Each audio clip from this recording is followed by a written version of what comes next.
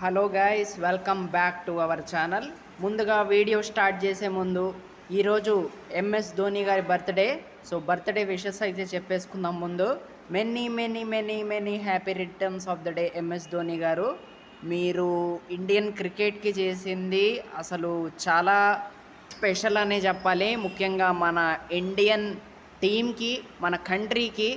So నిజంగా చాలా చాలా గొప్పగా ఆడారు, గొప్పగా క్యాప్టెన్సీ చేశారు, అండ్ గొప్పగా ఇంకా మన దేశం గర్వించే విధంగా చాలా చాలా చేశారనమాట. తన బ్యాటింగ్ పరంగా కావచ్చు, తన క్యాప్టెన్సీ పరంగా కావచ్చు, అండ్ తన కూల్నెస్ పరంగా మనకి చాలా నేర్పించారనే చెప్పాలి.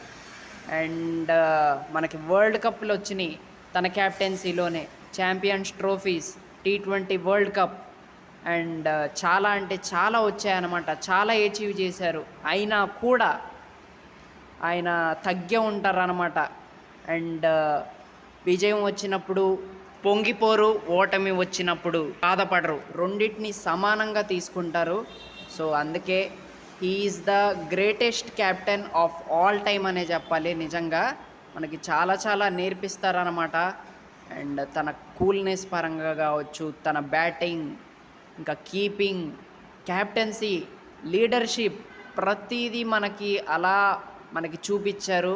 తను ఉన్న రోజులు, తన ఆడినన్ని రోజులు ఇండియన్ టీంకి చాలా బాగా మనకి మంచి మంచి నాక్స్ అయితే ఆడారనే చెప్పాలి.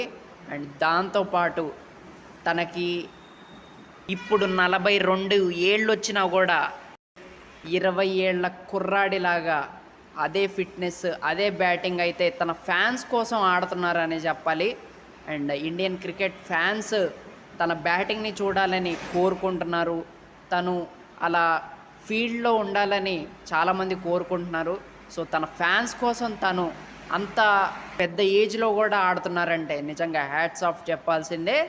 సో నిజంగా one of the all time legend and legendary captain అనే చెప్పాలి.